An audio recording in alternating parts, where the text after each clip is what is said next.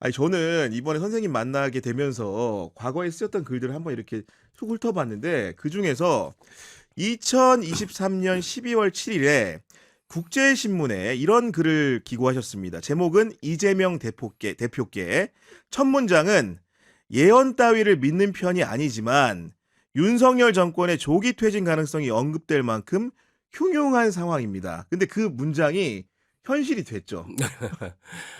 그때는 무슨 계엄 같은 걸 떠올린 건 전혀 아니고요. 이대로는 이 국가 사회가 이게 용납이 될 수 없는 범위까지 이 정권이 흘러가고 있구나 하는 생각 때문에 사실 조기 퇴진 가능성에 대한 대비가 필요하다는 생각을 그때 진지하게 했었고요. 뭐 모두가 느꼈겠지만, 그리고 지금 지난 1년 동안 여러 특검 조사 과정에서 봤지만 이루 말할 수 없는 행태로 어 정권을 유지를 했어요. 근데 그게 가만 보면 이 한국의 절반의 진실이 윤석열 정권을 통해 드러난 것 같아요. 첨단 고도 사회로 굉장히 과학적이고 또 교육 수준이 높은 그런 사회로 한국이 정교하게 돌아갈 것 같지만, 네.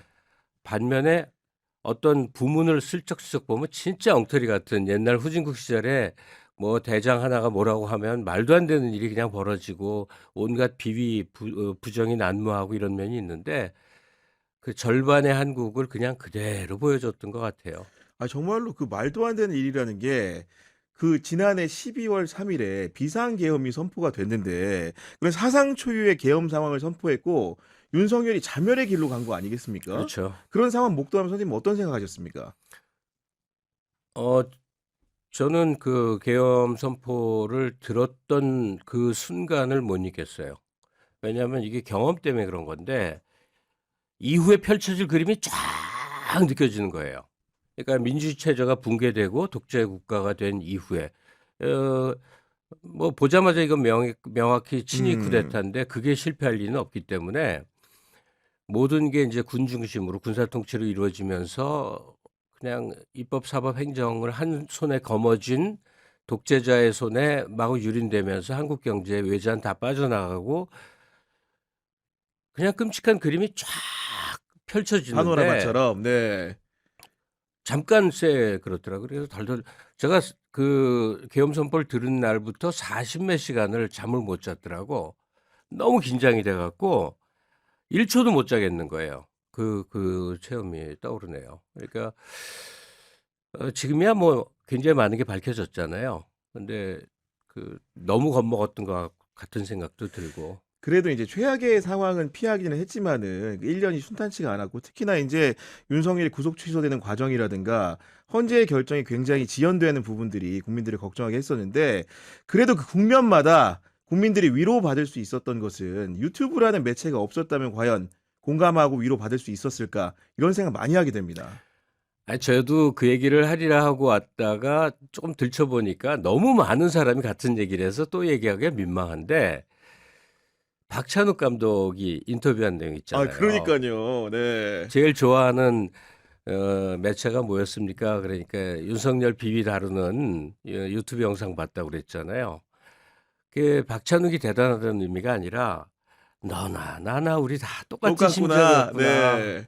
구교영이랑 최욱이랑 김어준이랑 뭐 등등이랑 같이 울고 웃고 힘들어하고 좌절했다가 또 힘을 얻었다가 이걸 모두가 함께하고 있구나를 박찬욱 씨의 그 얘기에서 그냥 확 느껴지더라고요. 아니 장우삼이사. 네. 아니 최욱 앵커 같은 경우에는 아예 공개 수배를 했더라고요. 그러니까 네. 그 우리 그 감독님께서 정확하게 어떤 유튜브 채널을 봤다고 말을 안 하니깐 "하루 안에 통보해 달라. 내 거 봤다고." 요렇게까지 말을 하기도 하던데 여간 우리 국민들이 많은 위로와 공감을 받은 건 분명한 것 같고 그럼요. 그럼에도 불구하고 여전히 계엄 1 년이 됐지만 윤석열, 김건희에 대한 어떻게 보면은 1심 선고조차 나오지 않고 있기 때문에 불안해하는 국민들이 여전히 많습니다 선생님. 그러니까 내란이 아직 진압되지 않았다고 모두가 느끼지 않습니까? 그 요인은 이제 사법부 때문이고, 그 돌이켜 보면 기가 막히죠. 왜냐하면 조희대 씨 경우는 대법원장으로서 명확히 편향된 정치 개입을 했던 거고, 파기환송은 정치행위였단 말이에요. 대선을 앞두고요 예. 그것도. 그러니까 자기가 탄압하려고 어떤 그 사람이 정권을 잡았다면 이건 모두의 보편 상식으로 사임을 하는 게 맞아요. 그냥 그냥 외국 예도 필요 없어. 우리 전통적인 사회 관행으로 보더라도 대법원장이 그 정도 모습이었다면 사퇴하는 거예요. 근데 뻔연히 자리를 지키네. 그리고 이후에 재판 과정을 보면 그래서 어디까지를 짚어야 될지는 모르지만 음. 내란의 핵심은 물론 윤석열이고 군을 동원했죠.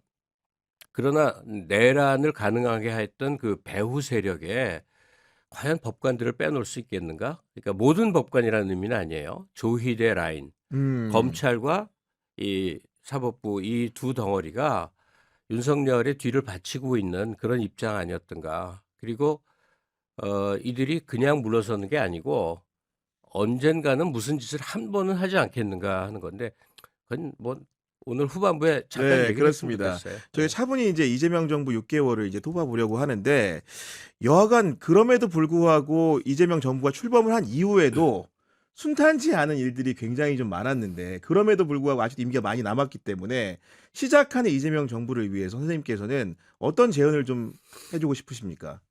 뭐 순탄치 않았다는 얘기부터 하시지만 그럼에도 불구하고 엄청난 실적이나 놀라운 어, 성과들, 실력 이런 걸 많이 보여줬잖아요.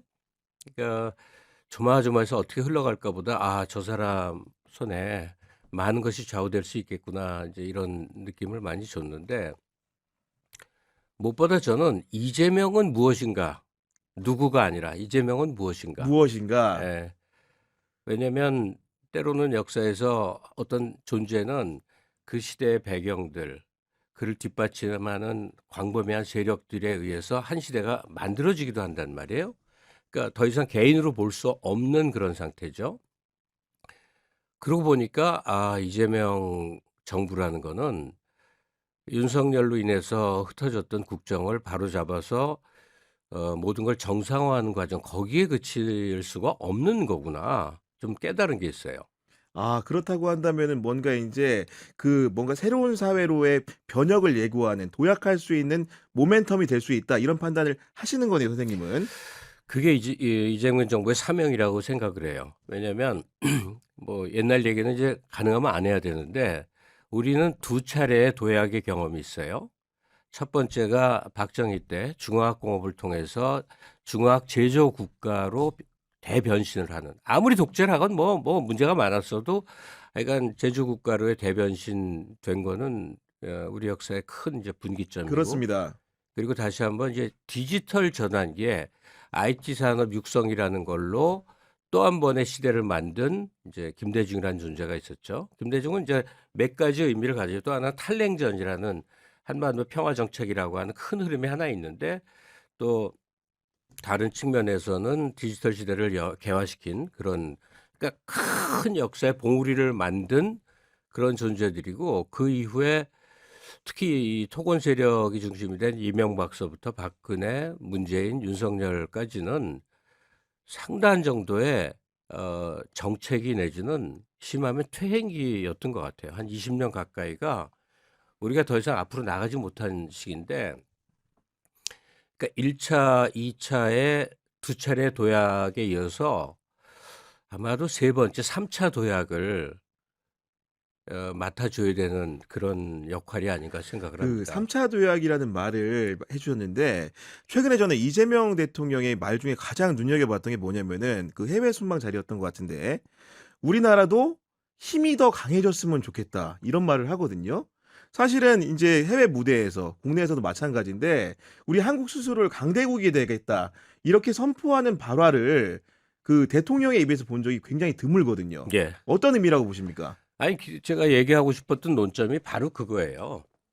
우리가 3차 도약이라고 그러면 군비를 좀 더 강화하고 수출을 좀 더 하고 뭐 AI 산업을 좀 더 하고 북극 항로를 개척해서 그러니까 경제적 비전으로 이렇게 뭐 커가는 그런 걸 생각을 하는데 당연히 그건 뒷받침이 돼야 되고 거기서 실력을 발휘해야 되는데 3차 도약이라는 건 한국인의 관점의 변화, 그것을 내면화하는 것 이것이라고 생각을 해요. 그건 뭐냐면 지금 얘기하신 대로 이재명 대통령이 해외 순방 때 한 두어 번 이렇게 아쉬운 표정과 함께 흘린 말이 그거예요. "나라의 힘이 좀 더 강해졌으면 좋겠어요." 이런 말을 한단 말이에요. 근데 이 말에 바로 직결되는 말을 김민석 총리가 그러니까요. 네. 총리 되기 전후에 바로 그 시기에 그 상공회의소 연설도 있고 몇몇 연설에서 그런 요지의 발언을 해서 제가 인상적으로, 그것도 한 번도 아니고 여러 번 들어봤어요. 이 사람이 무슨 말을 하나. 그게 뭐냐면 "우리도 최초로 강대국의 관점을 가져야 된다. 제국의 인식을 가져야 된다." 이런 요지의 표현을 해요. 이건 우리는 한 번도 생각해 보지 못했어요. 더군다나 이제 일본의 식민 침탈을 당했기 때문에 제국이라는 말을 꺼내기가 굉장히 부담스럽지 않습니까, 우리는 사실은? 항상 새우등, 그러니까 고래 사이에 끼어 있는 새우등으로서 우리의 생존 전략을 위해서 이렇게 저저저 헤쳐나가야지, 이 생각을 늘 하도록 우리는 강요받아 왔단 말이에요. 그런데 그 사이에 우리가 선진국 시민이 됐다까지는 인식에 도달했어요. 선진국 꼬레비쯤 되죠. 경제력으로 이제 보는 거예요. 문화적 역량도 그렇고. 근데 강대국적 인식을 한다는 것은 전혀 다른 인식이죠. 국제사회의 우리 편의를 위한 위상, 상대적으로 독자적인 자기 이 선택권을 많이 갖는 그런 거죠. 그럼 뭐가 강대국이냐 생각해 볼 필요가 있잖아요. 그렇죠. 미국이 있고 중국이 있어요. 그러니까 냉전 이후에 미국 일극 체제가 이젠 깨졌구나를 트럼프 집권 이후에 완벽히 느낄 수 있었어요. 사실 그 전서부터 그게 조짐이 컸는데 이제 분명히 본 거는 미중 이제 양강 체제로 30년 내지 50년 내지 상당한 기간 갈 것 뭐 명확해진 거예요. 그렇습니다. 예. 네. 그런데 그다음에 힘을 가진 나라가 결국 프랑스, 독일, 영국, 일본 이런 그 적어도 음. 미중에 영향은 받으나 자기 목소리를 낼 수 있는 국가들. 최소한의 자율성이 보장되는 그런 국가. 네. 그러니까 우리는 그렇지 못했거든요. 특히나 이제 미국과의 안보 동맹 이런 것 때문에 우리 스스로 어떤 목소리를 낸다는 게 굉장히 불가능하다고 생각했는데, 사실은 이재명 정부 시기를 거쳐 나가면서 우리가 할 수 있는 목소리들이 하나하나 국제사회에 관철될 수 있는 조건이 되지 않는가. 뭐 예를 들면 이런 거예요. 박근혜 때는 중국하고 가까워지느라고 전승절 참여도 하고 그랬는데 그게 죄가 됐는지 미국에서 찍어 누르니까 네. 실제로 정부에서는 몹시 하기 싫었으나 사드 배치를 그냥 전격적으로 하는 수밖에 없었어요. 네. 그 배경이 뭐예요? 안 그러면 주한미군 뺄 거야. 이 협박이 너무나 무서웠던 거죠. 지금 주한미군 철수 협박 들어옵니까? 아니죠. 하나도 없죠. 네. 왜 안 들어온지 아세요? 왜 안 들어오는지 예. 아마도 트럼프라는 새로운 사람이 등장했기 때문에 영향도 있지 않을까요? 아니요. 네. 이건 제가 보기에 그냥 그런 음. 거니까 과학적으로 이제 검증된 건 아닌데, 이재명 정부가 사인을 여러 번 줬어요. 갈 테면 가라. 갈 테면 가라예요. 왜냐하면 잘 따져보니까 나간다고 우리 나라 망하는 거 아니고 북한에 맥히는 거 아니고 여러 가지 대비가 스스로 있었거든. 이게 바로 아까 말한 나라의 힘이 좀 더 강해지고 자주적이고 강대국의 관점, 제국의 논리를 관철하는 과정이 아니겠는가, 이런 생각을 네. 해봅니다.